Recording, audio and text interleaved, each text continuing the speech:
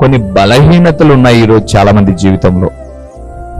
నా జీవితంలో, నీ జీవితంలో ఏంటా బలహీనతలు? మాటల్లోనూ, చూపుల్లోనూ, క్రియల్లోనూ, పడకలోనూ, నడకలోనూ, చూపులోనూ ఎక్కడో తొందరపాటుతో బలహీనపడుతున్నాం. ఈరోజు ప్రభు దగ్గరికి వద్దాం. ఆ బలహీనతల నుంచి విడిపించువాడు నేను ఆరాధిస్తున్న ప్రభు. అక్కడ ప్రతి సంవత్సరము ప్రధాన యాజకుడు మనుషుల కొరకు చేసే, పాపముల కొరకు చేసేటటువంటి ఒక ప్రాయశ్చిత్తం గురించి రాయబడింది. అయితే 5:2 మనం చూసాం, కొన్ని బలహీనతలు మనిషిని ఆవరించి ఉన్నాయి.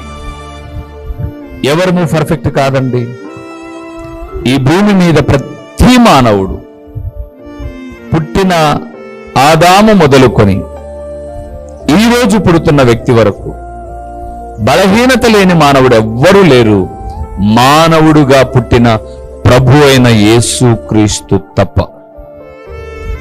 ఆయనలో ఏ బలహీనత లేదు, కానీ మన బలహీనతలన్నీ తన మీద వేసుకున్నాడు.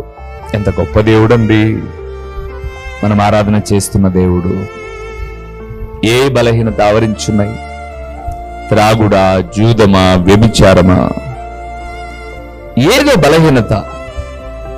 బలపరిచే దేవుని ఎదుటికొచ్చి ఒప్పుకోగలిగితే బలహీనతలు తొలగించి మనల్ని బలపరచుటకు సామర్థ్యం కలిగిన వాడు.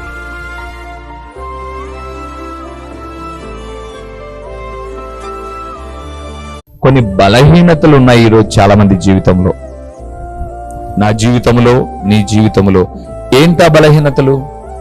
మాటల్లోనూ, చూపుల్లోనూ, క్రియల్లోనూ, పడకలోనూ, నడకలోనూ, చూపులోనూ ఎక్కడో తొందరపాటుతో బలహీనపడుతున్నాం. ఈరోజు ప్రభు దగ్గరికి వద్దాం. ఆ బలహీనతల నుంచి విడిపించువాడు నేను ఆరాధిస్తున్న ప్రభు. అక్కడ ప్రతి సంవత్సరము ప్రధాన యాజకుడు మనుషుల కొరకు చేసే, పాపముల కొరకు చేసేటటువంటి ఒక ప్రాయశ్చిత్తం గురించి రాయబడింది. అయితే 5:2 మనం చూసాం, కొన్ని బలహీనతలు మనిషిని ఆవరించి ఉన్నాయి. ఎవరు పర్ఫెక్ట్ కాదండి.